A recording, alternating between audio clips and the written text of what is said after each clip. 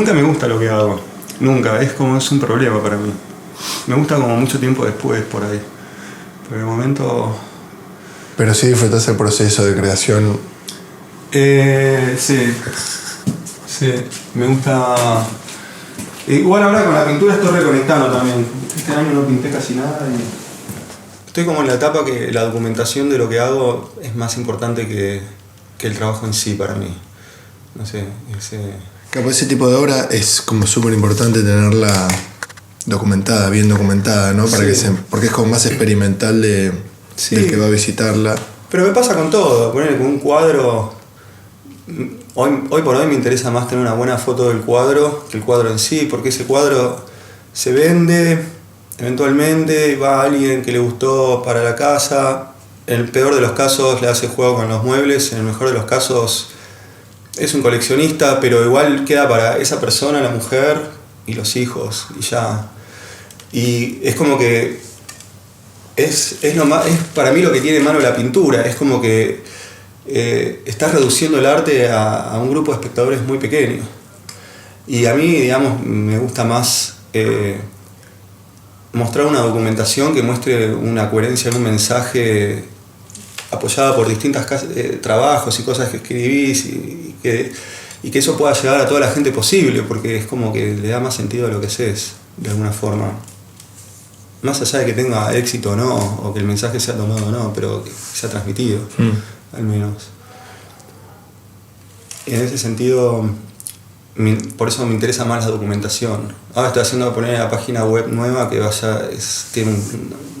es totalmente distinta. Es como una especie de documentación de todo lo que hice. Es como un blog, casi. Y va a estar todo linkeado entre sí, entonces vos entrás y es como... no tiene fin casi, no sé. Te puedes quedar viendo es como un Wikipedia, de alguna forma, de los trabajos. Y eso es lo que quiero lograr. O sea, el día que me muera, me gustaría que todo lo que hice sea como una gran Wikipedia de mi cabeza.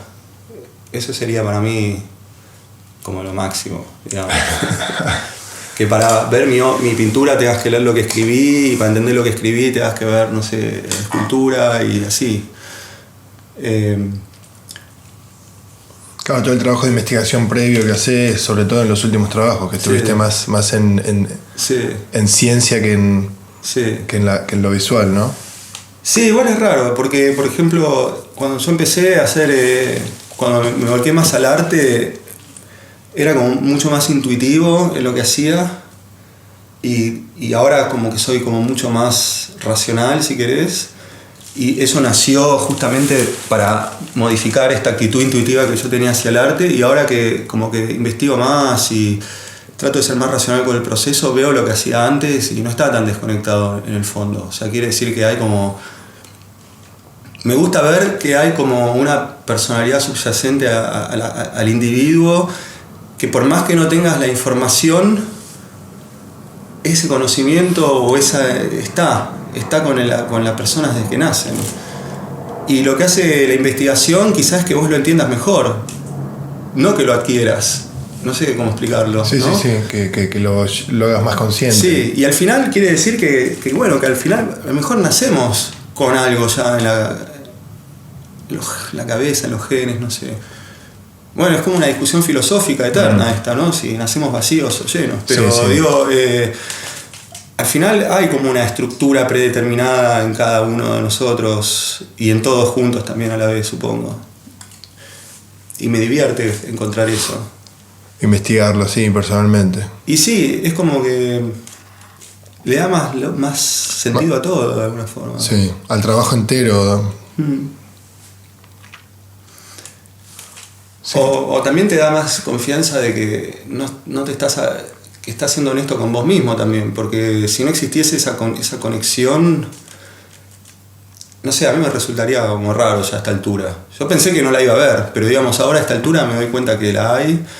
Y incluso cuando veo cosas, no sé, voy a hablar de mi mamá a veces, y veo cosas que hacía a los 20 años, que ni siquiera hacía arte en esa época, o sea, no me consideraba un artista. Y lo veo y tiene como una búsqueda similar a la que tengo hoy. Como ves una coherencia en todo el camino, digamos. Sí. La verdad que me hace sentir bastante bien eso. Sí. Y sí. Y bueno, y también esta movida de Berlín, haber venido, digamos, por lo que es Berlín en sí, pero también por el hecho de haberme ido, de lo que yo tenía allá, haber hecho una experiencia distinta, influyó también un montón, ¿no?, en lo que hago hoy en día, obviamente. O sea, fue como... Yo empecé a decir que soy artista acá. Yo en Buenos Aires no tenía como esa identidad del artista, si bien hacía producción artística. No, mi cabeza no se podía todavía adaptar, porque tampoco hay una definición muy clara de lo que es el arte y lo que es el artista en Buenos Aires, pienso. Y acá hubo como un choque muy grande con esa realidad, que de alguna forma, a la edad que la recibí, en el momento de mi vida que la recibí, era como una cosa de tomalo o dejalo. Porque, digamos, acá está todo, acá lo puedes hacer y tomalo o dejalo, porque no lo puedes hacer de otra forma. Claro, era solo tomar la decisión de hacerlo. Y yo acá en un año hice... El primer año acá que no conocía a nadie, hice más muestras, de todas las muestras que hice en mi vida antes. Y en estos últimos 8 años creo que hice, pero en exceso, mucho más de lo que hubiese hecho en toda mi vida en Buenos Aires. O sea, yo veo los currículums de artistas, no sé si artistas que triunfaron en el mundo, pero artistas conocidos en Buenos Aires, amigos míos, y ves la hoja curricular de todo lo que hicieron y bueno, es impresionante, quiero decir, no es que sea poco, pero a la vez, digo, en comparación te das cuenta que hay como menos posibilidades allá realmente para que puedas desde hacer una muestra hasta, si te gusta la docencia, dar clases de arte o hacer proyectos en museos. Acá es como muy fácil, no sé, tener un proyecto. No te digo, por ahí no tenés la calidad para ser un artista de museo, pero por ahí podés ir a dar un taller con niños en un museo.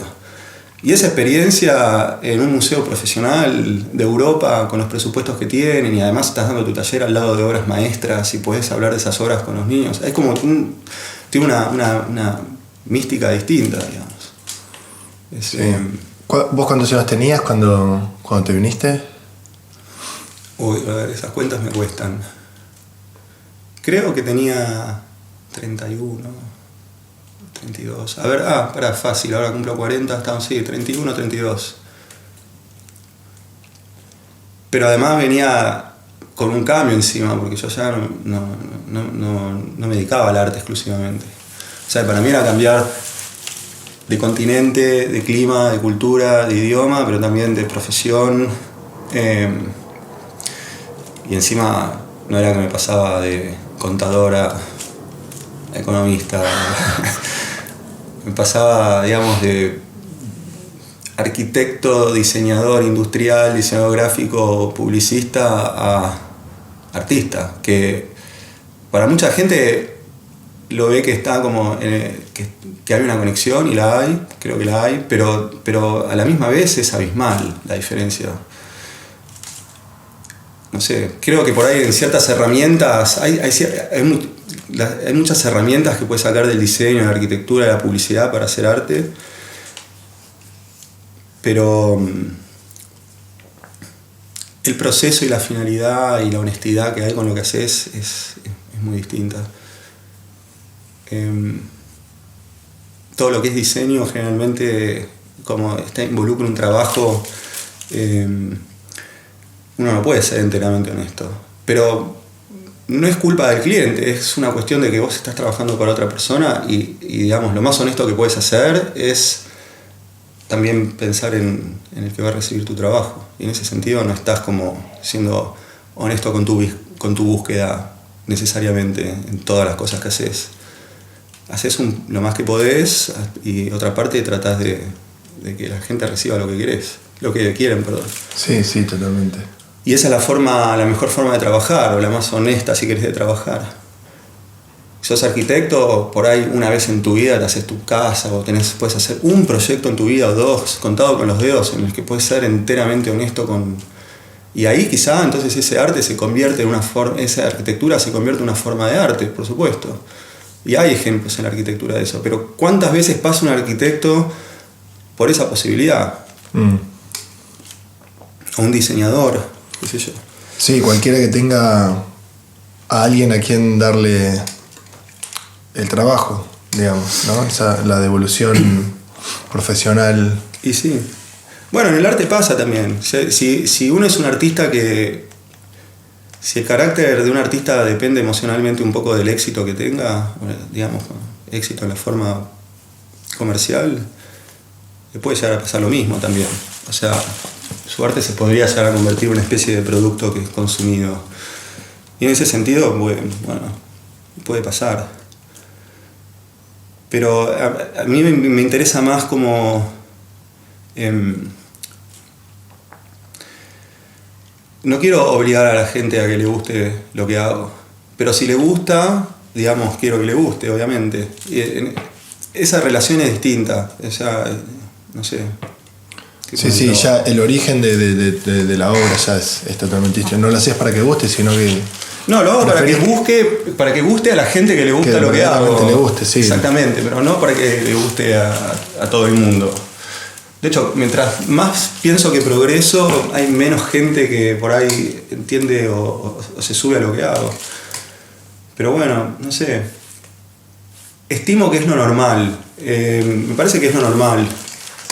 Una vez escuché una entrevista a Woody Allen que decía que las películas que a la gente le gustan más de él son las que al menos le gustan, y que las que a él más le gustan no tienen éxito, pero que ya a esta altura se acostumbró, porque filmó tanto que ya está acostumbrado a eso. Y la verdad que me hizo sentir bastante bien. Porque a mí me pasa exactamente lo mismo. La gente viene acá a las galerías, me piden cosas que... Digo, me estás pidiendo como lo más flojo que tengo. Y no entiendo por qué. O sea, es como... Ya es tan flojo que ni tengo ganas de hacerlo. No lo digo como... No es que me... ¿Cómo se dice? No es que me la crea, pero digamos, hay cosas que a mí no me interesan tanto ya de lo que hice. En su momento me interesaron, pero ahora ya no. Claro, es como tal vez es el ojo comercial del galerista, ¿no? Del que dice, no, dale a esto, vamos con esto que es más vendible o que esto va a gustar más. Sí, decir, bueno, esto ya lo hice, ya me lo saqué encima, estoy en otra búsqueda, estoy en otro camino. Por más que sea coherente con el anterior, que era lo que hablábamos antes. Bueno. Yo recibo un mensaje de la gente muy seguido, como que la gente muchas veces me habla de cierta forma, como que me dice, como que la gente no sé cómo explicarlo bien, pero cuando ven lo que hago y me conocen es como que quieren que venda. Como que apoyan el hecho de que venda. ¿Viste? Por lo general el discurso es al revés. Por lo general lo cool es decir que hay que estar en contra de la sociedad de consumo, el comercio, y que el arte se tiene que quedar libre. Y está bien, no sé, a mí es un poco adolescente igual esa versión, pero está bien. Yo igual no hablo del tema, pero es loco que cuando la gente me viene a hablar de eso, es como que quieren que gane plata haciendo arte, básicamente. Y yo me doy cuenta que el arte que voy haciendo es cada vez menos comercial a la vez. Y no me importa, digamos, en lo más mínimo, porque, no sé, hago dinero de otras formas. Y entonces es increíble cómo cambia toda esta visión entre el arte y lo comercial cuando uno tiene 20 años y cuando tiene 40 como tengo yo ahora. No sé, imagino cuando tenga 60... Habrá otra más. Habrá otra. O volvés a la primera, ¿viste? Bueno, sí, se vuelve mucho, ¿eh? La verdad. Si ahora quiero plata, voy a hacer todas caritas de no sé qué, que me va a llenar de plata. No, yo ahora también quiero guitarra, pero digamos, la quiero para hacer arte, no para que me quede en el bolsillo. Es como... Y bueno, y ahora, digamos, lo que produzco económicamente me alcanza para cubrir el arte que hago, pero pienso que si tuviese más dinero podría hacer cosas más grandes. Y a mí eso me interesa. A mí me encantaría ir como a un parque y hacer una escultura de estas tipo rusas soviéticas de 60 metros. O sea, me encantaría. Y es una cuestión de... Para eso quisiera tener dinero. Para decir, me voy al medio de la pampa y hago una escultura acá de hormigón, qué sé yo, no sé. Sí. Esa es la felicidad que me da el dinero, por ahí, no sé. Claro. Más herramientas para seguir desarrollando tu propio proyecto. Sí, el dinero me es bastante irrelevante en un punto. La otra vez me dijeron, rico es el que tiene tiempo. Y esa es una gran verdad. Sí, es lo más caro que del mundo. Sí, es que tampoco lo compras con dinero, ese es el problema. No, pero es incomparable. Es incomparable. Justamente lo obtenés cuando no buscas dinero en un punto. Y esa es la paradoja. Y esa es la decisión que uno tiene que tomar en la vida. Sí, yo me acuerdo en Londres cuando no tenía un mango, dije, bueno, ya fue. Entonces iba a caminar, iba a correr, iba a los museos, paseaba. Estás haciendo vida de millonario. Estás haciendo la vida de un rico pero sin plata.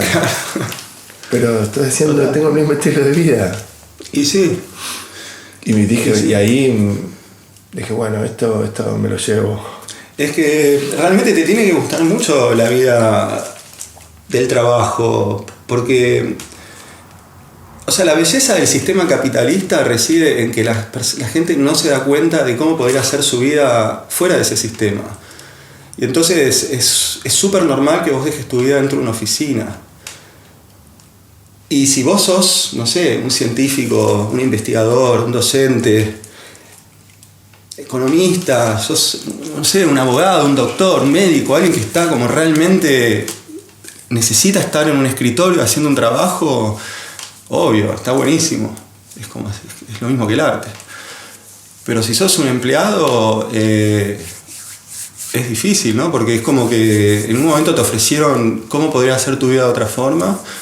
Y yo no hablo de la vida del artista, hablo de la vida del granjero también. Hay gente, o sea, no estoy en contra del trabajo, pero sí de la forma en la que se trabaja. Me voy a poner un suéter. Dale. ¿Vos cuándo venís? ¿Cuándo venís a Berlín por primera vez y por qué? ¿Y si había una razón en particular o simplemente fue en medio de casualidad o estabas de paso? Se juntaron 2 o 3 cosas para que terminemos en Berlín. Y bueno, en la casa de Arauz, que vos conocés, teníamos 2 cuartos extra. Así que durante muchos años subalquilábamos esos cuartos a estudiantes o gente que iba por 1 año o 2 a Buenos Aires y necesitaba un lugar para quedarse. Y por lo general eran así, gente un poco más joven que nosotros. Que iban ahí a hacer como un año sabático y aprovechaban para estudiar algo o español. Y bueno, a través fuimos conociendo mucha gente, de las cuales nos hicimos amigos de muchos, y dentro de esta gente había un grupo de alemanes, digamos, específicamente uno que nos hicimos muy amigos, que no vive en Berlín, vive en Múnich. Después luego también conocimos una gente con la que vivimos aquí 6 meses cuando nos mudamos, también que nos ayudaron mucho en los trámites y papeles que teníamos que hacer. Y bueno, y Eli, mi mujer, también estaba para esa época terminando la facultad y estaba bastante quemada también de sus estudios y ya estaba con esta idea, siempre venía con esta idea de cuando me reciba me gustaría irme a viajar por un tiempo, incluso vivir afuera. Y bueno, y venía con esto, ¿no? También.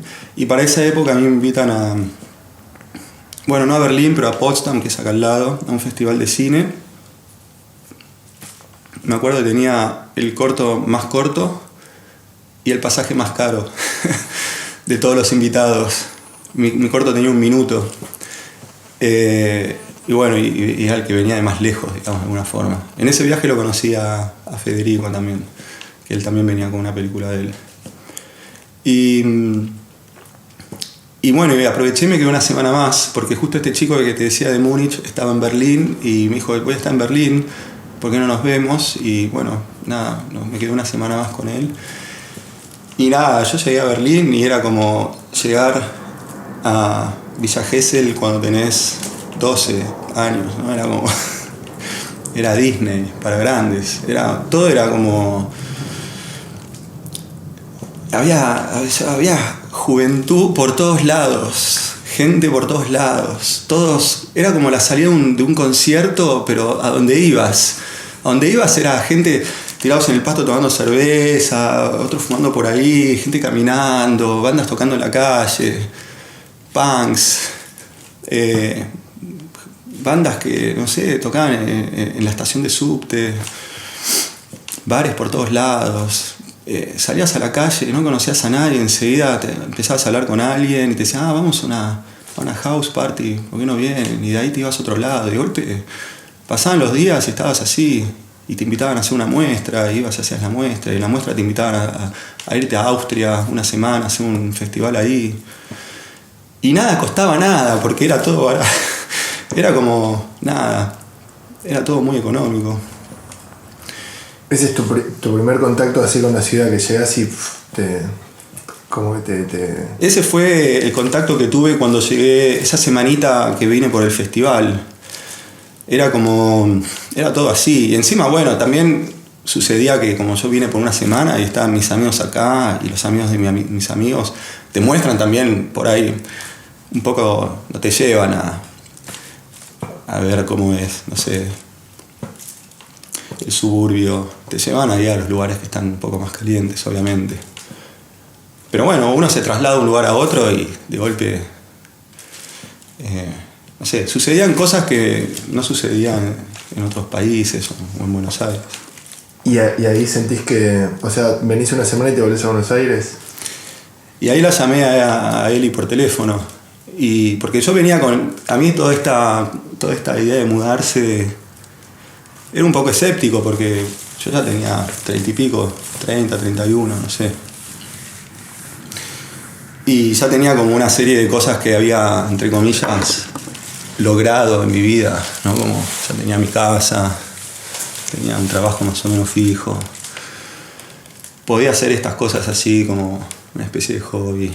Tenía mi taller, todo, ¿no? Pagaba un alquiler de un taller, todo, pero digamos, no tenía como más expectativa por ahí. Pero cuando vine acá y vi toda esa movida y vi que comías por €1 o $2 y con un alquiler no te costaba tampoco costaba más barato que allá, dije, bueno, no estaba tan mal. Y encima tenemos ya gente conocida y yo también venía con esta idea igual. O sea, en el fondo quería hacer arte de una forma más profesional. Y bueno, y se juntó esa experiencia del viaje con las ganas de él y con la gente que fuimos conociendo que nos decían, cuando yo les hablé con algunos y dije, bueno, por ahí no estaría mal mudarse acá por un tiempo.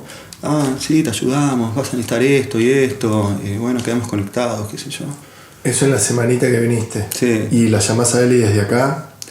Mirá, esa semana, si no me equivoco, abrí una cuenta en el banco. Porque alguien me dijo, vas a necesitar una cuenta para hacer los trámites desde allá.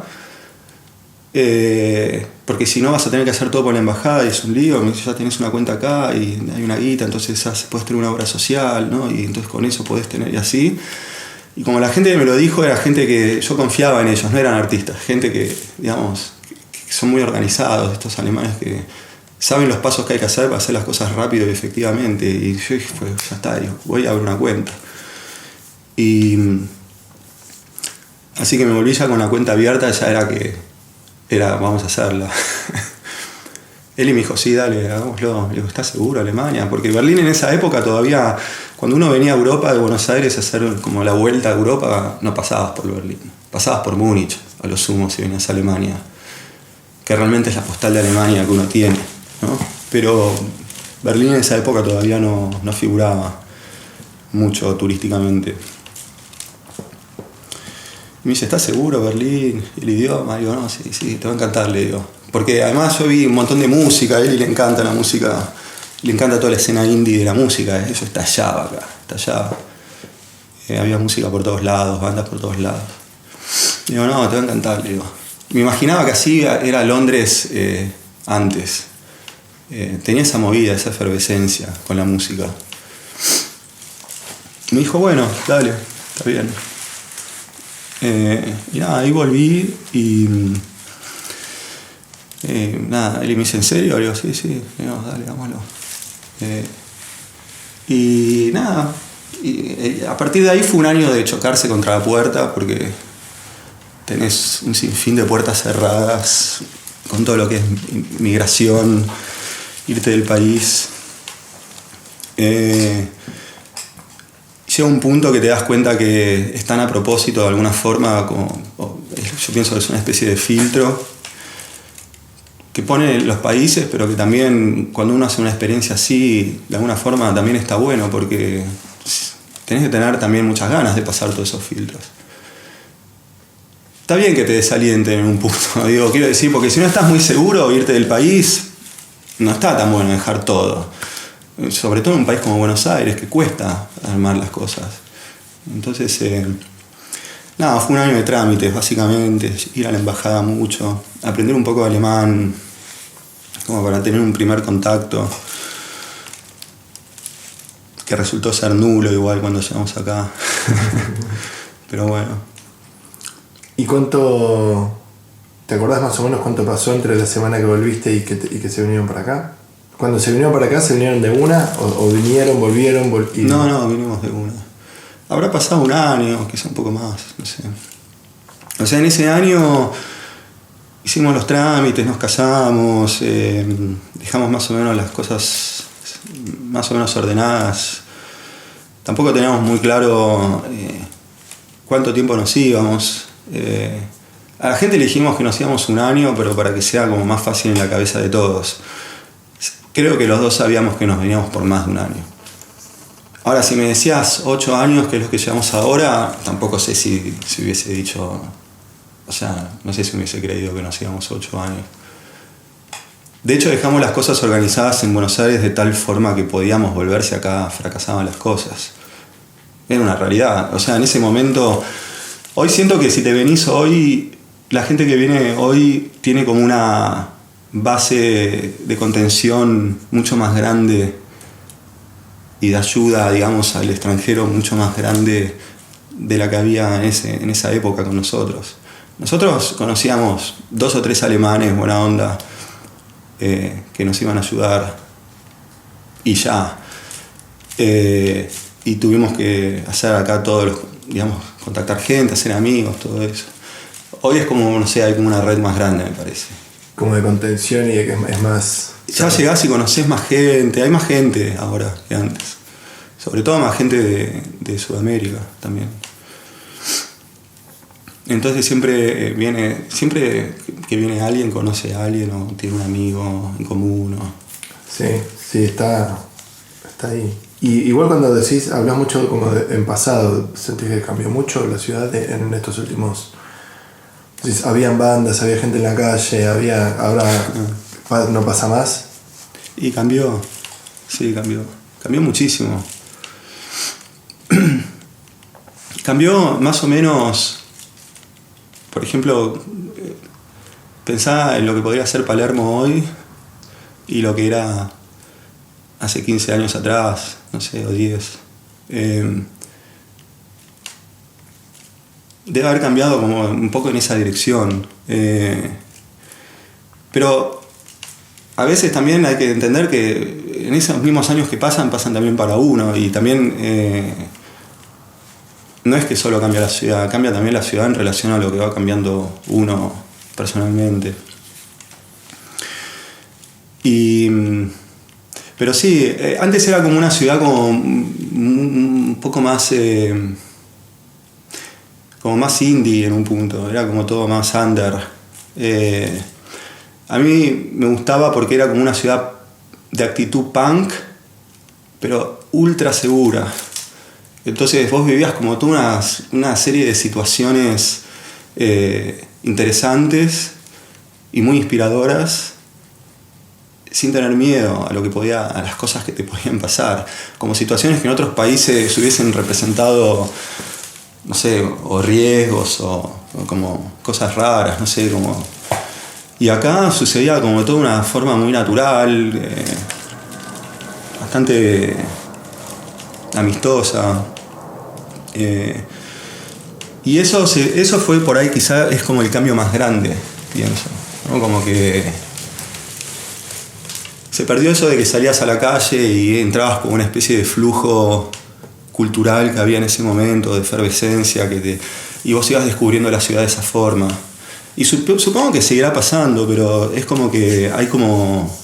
Ahora está todo más disperso y no está como tan abierto. Es como que ya tenés que buscarlo, y como ya todo se empezó a subdividir un poco más en... Y antes estaba todo abierto y vos terminabas... te movías por lugares que por ahí no te hubieses movido, qué sé yo, de otra forma. En ese sentido había una inspiración que hoy a mí me cuesta más encontrar en la ciudad. De Buenos Aires, si extrañas algo o de la ciudad o las relaciones. No tengo una personalidad muy emocional en el momento de extrañar. Me gusta como siempre más ver hacia adelante que hacia atrás. En ese sentido no me cuesta estar, digamos, separado de mis raíces. Pienso que también es algo bastante... En mi familia es bastante así, me parece. Pero bueno, no me cuesta vivir afuera del país. No tengo una tendencia a extrañar. Tengo, por supuesto, por ahí algún nivel de nostalgia con ciertas cosas. Pero también tengo que decir que la última vez que volví a Buenos Aires 2 veces. Bueno, sí. Volví 2 veces a Buenos Aires y la última vez fue el año pasado. Y la verdad que me encontré con una ciudad como... Me gustó mucho haber vuelto. Me conecté con la ciudad mucho más fuerte de lo que había conectado la vez anterior que fui y de lo que había conectado cuando estaba antes allá. La vi como mucho más linda. Claro, uno a veces vuelve también y por ahí el efecto de haber estado tanto tiempo afuera la hace más linda, pero igual sacando eso me parece que estaba como... Nada, sí, vi una linda ciudad. Y reconecté, o más que reconectar, conecté por primera vez con muchas cosas de la cultura porteña, digamos, por primera vez que me gustaron mucho. Pero bueno, puedo vivir separado de eso también. Mañana me puedo ir de Berlín también a Japón. Y la emoción de estar en Japón y estar en una cultura nueva me va a hacer que no extrañar esta seguramente. Ok.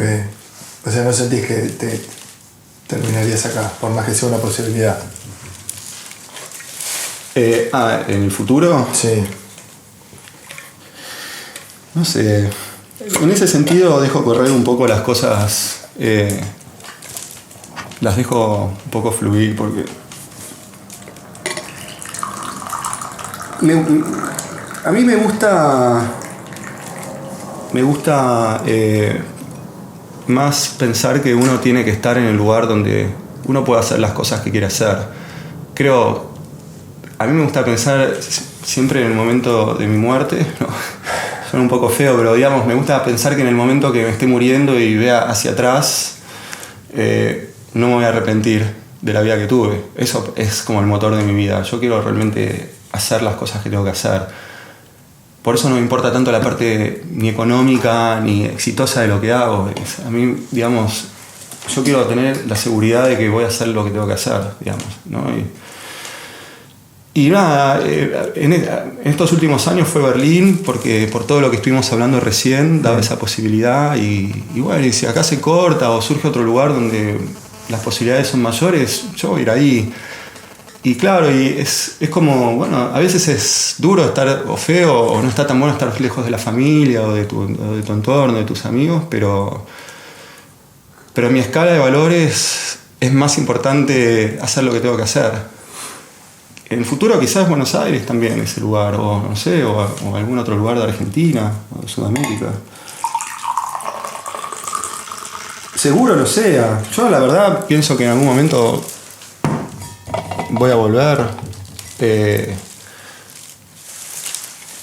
me imagino, al menos mi vejez, me la imagino en Buenos Aires o en Argentina, sí.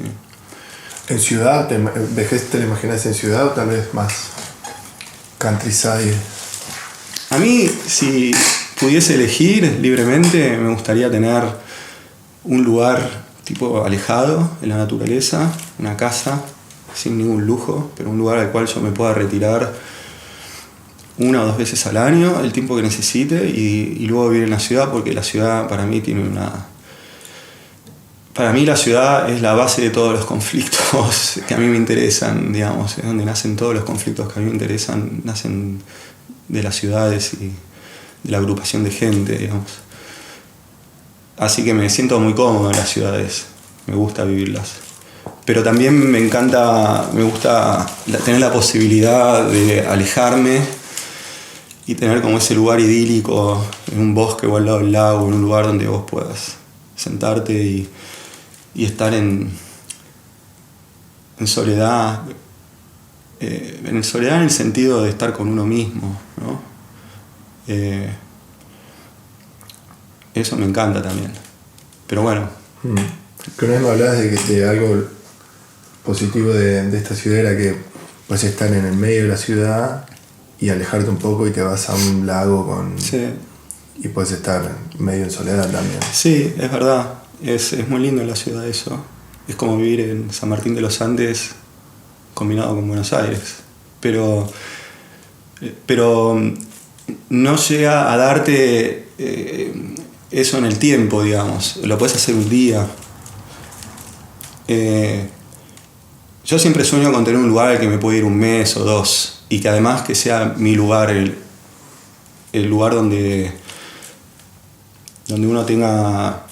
Para mí es muy importante tener cierto balance espacial, no sé cómo explicarlo, como una especie de orden, de cosas que me rodean, que están puestas de cierta forma que a mí me cruzan inspiración o información, no sé.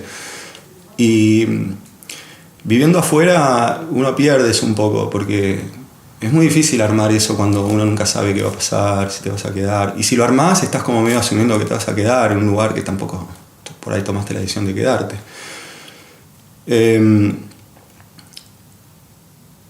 Entonces siempre sueño con eso, con ese lugar donde uno se pueda retirar, estés donde estés en el mundo, sea cual sea tu estado mental o lo que estás haciendo en tu vida en ese momento, al cual puedas ir y estar, no sé, poder bajar todo, clarificar, no sé.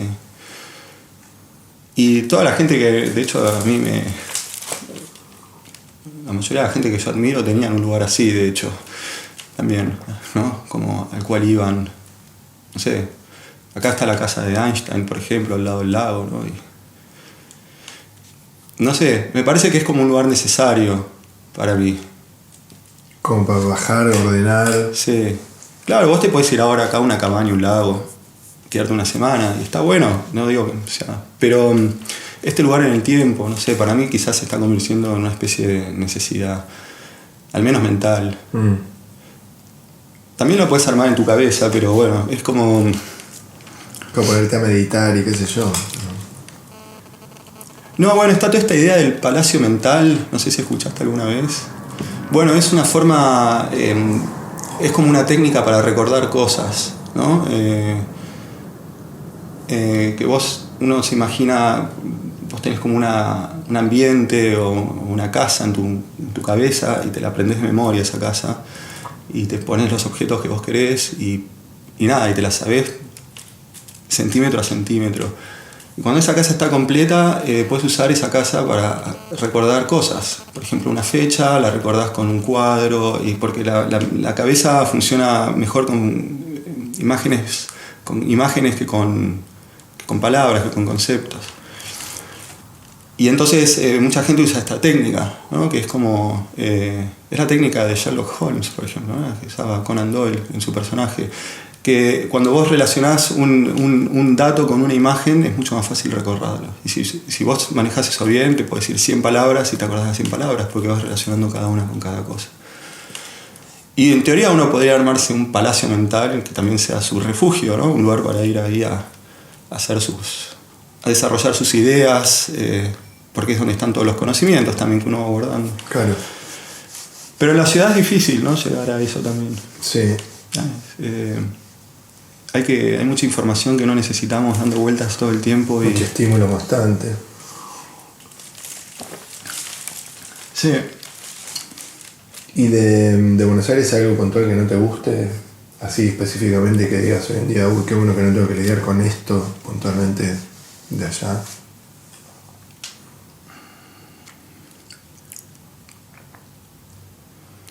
Sí, lo que no me gusta de Buenos Aires, no de Buenos Aires, lo que no me gusta de Argentina, de Sudamérica, es que está muy alejado de todo.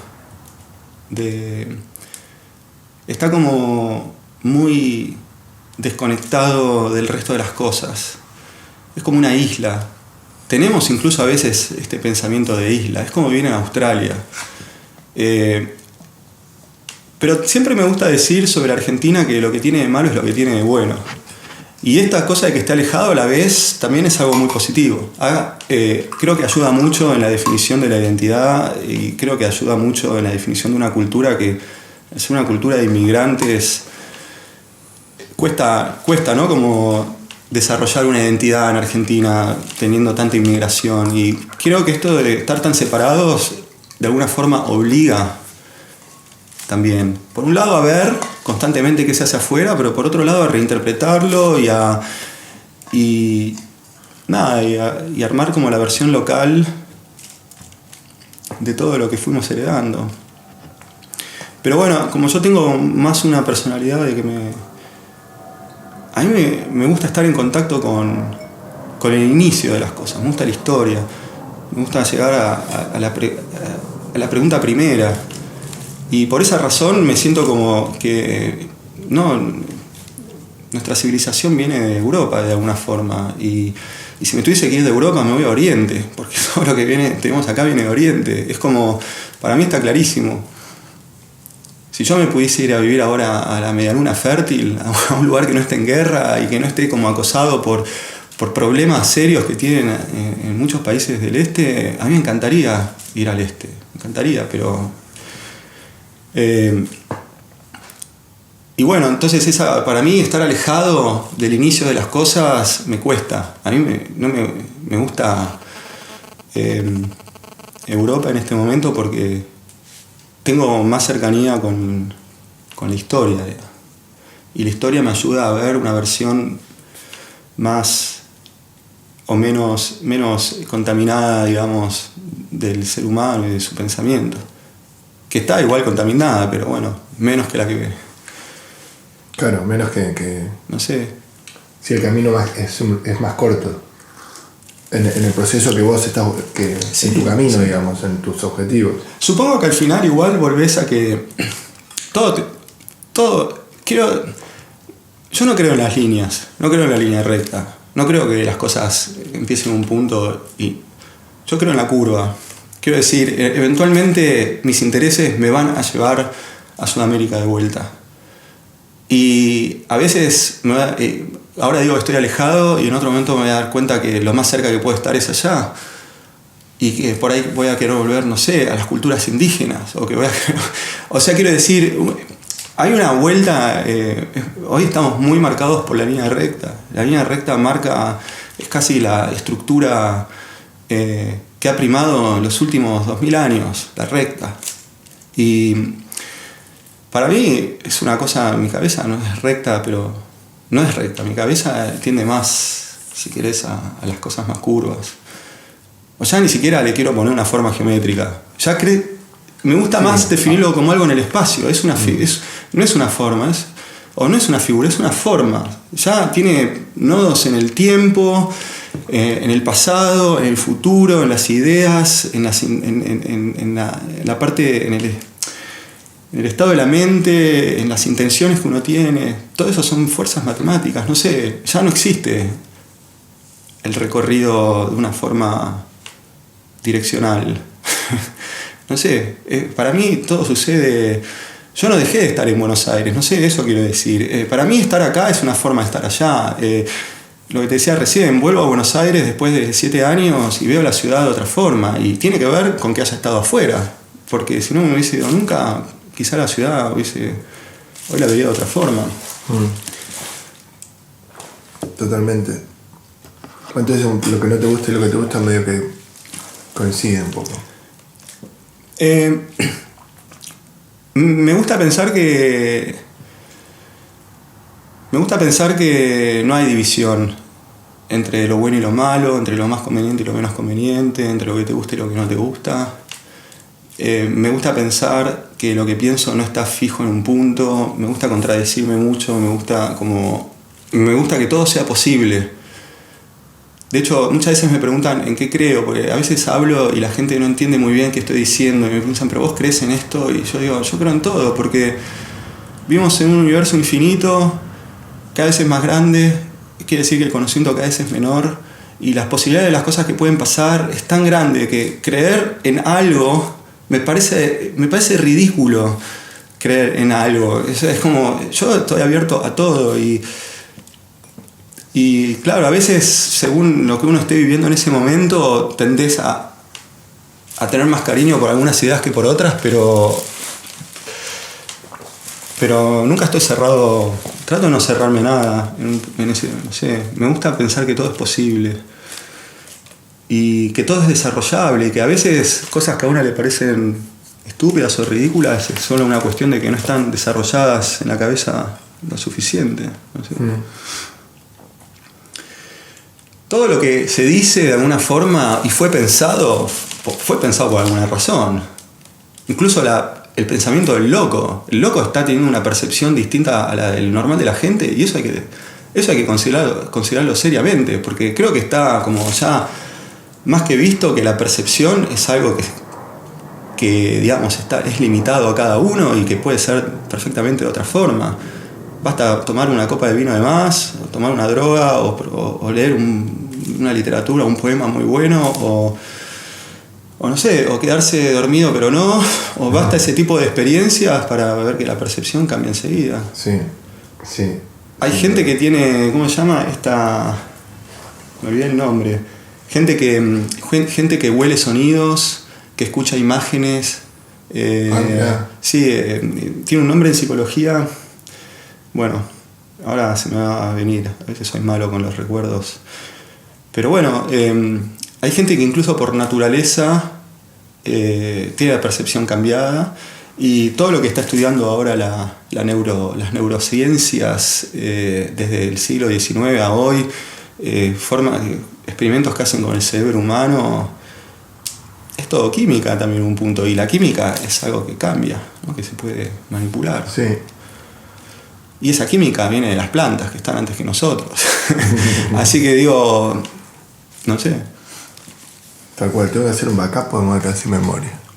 Cosas con las que no te hayas llevado bien de la cultura aquí. Sí. Sí, Berlín no es Alemania, es verdad, pero para alguien que viene de Sudamérica el choque cultural existe, sin embargo. Y mucho de ese choque es alemán también, claro. En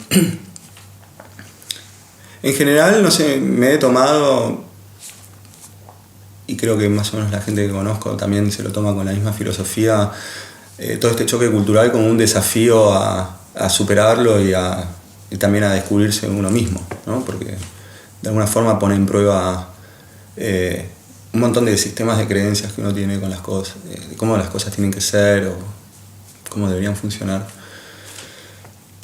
Así que en línea general me lo tomo más bien como un desafío, pero bueno, hay cosas que son a veces chocan, sobre todo al principio, pero ahora no sé si podría decir algo. Creo que volvería a usar la misma frase que dije con Buenos Aires, ¿no? De que lo peor de Buenos Aires es lo mejor. Pienso que también se aplica en el caso de lo alemán. Por ejemplo, yo a los alemanes los admiro muchísimo. Admiro muchísimo su forma de la forma de educación que tienen y cómo es el alemán, cómo es la cabeza del alemán en el momento de tener que llevar un proyecto adelante o una investigación o, no sé, los filósofos alemanes, los científicos alemanes, los historiadores, los arqueólogos, ¿no es cierto? Los matemáticos. Es como que tienen una cabeza y un empuje y una confianza en sus ideas que realmente es apasionante, ¿no? Es envidiable, como siguen un sueño y uno ve a un niño de la escuela cómo se para enfrente a toda su clase o a un auditorio lleno de gente y expone sus ideas sin ningún temor a lo que está diciendo y nadie en el auditorio le va a gritar y nadie se va a reír porque esa es la confianza que existe, ¿no? Y a mí eso me parece, nada, me encanta de la personalidad alemana, pero mal utilizado o en temas políticos o económicos, ¿no? O en temas ya más complejos también puede resultar algo bastante chocante. El orden, ¿no? Es otro tema. El orden también es maravilloso, ¿no? Nosotros pensamos con una estructura, tenemos un sistema en la cabeza. El orden debería ser como la forma básica de organizar todo, ¿no? El lenguaje, la familia, todo depende de un orden. Pero a veces también ese orden niega todo lo romántico de la vida, ¿no? Es como que no da lugar no sé. Igual en ese aspecto creo que también los alemanes tienen una cosa muy especial que no sé si en general no se da con otras culturas y que a mí me parece que la historia alemana ha logrado mezclar lo clásico con lo romántico. Es un pueblo que se inspira tanto en los griegos clásicos como en el bosque y los druidas, ¿no? Y los árboles y el roble. Y tiene esta cultura mixta, ¿no? Que como que saca lo mejor de lo clásico, de clasicismo y lo mejor de la expresión, ¿no? Por eso también tienen el expresionismo alemán, ¿no? En el arte, por ejemplo. Tienen esa combinación que a mí me parece que cuando está balanceada es muy, muy productiva y cuando está desbalanceada, y llevado al extremo, ¿no? Como les gusta llevar las cosas, también puede ser algo negativo. Y uno tiene que convivir con eso aquí, constantemente. Y depende de la persona que uno conozca, dónde esté su balance, si va a ser una persona que te va a apasionar y te va a encantar o que no, o que te va a generar todo lo contrario. ¿Y con el idioma cómo te llevaste? Con el idioma me gustó mucho aprender alemán. Es un idioma muy interesante. Es muy difícil. Es complejo, la verdad. Los primeros años es más una cuestión de fe que una cuestión lógica. Pero lentamente uno va entendiendo la lógica del idioma, del lenguaje, y por supuesto esa lógica de ese lenguaje te ayuda también a entender la lógica del pueblo, ¿no? Y en ese sentido es un idioma tan distinto al nuestro y que viene de raíces distintas también, que también a mí me gustó en el sentido de descubrir cosas que yo no me había planteado anteriormente porque mi lenguaje es distinto y mi cultura es distinta. Así que fue lindo, pero bueno, dura mucho, sigo aprendiendo, creo que nunca lo voy a terminar de aprender, pero está bueno. ¿Costó pero gustó? Sí, es un lenguaje muy poético, siempre lo digo. Es un lenguaje que cuando no lo hablas son ruidos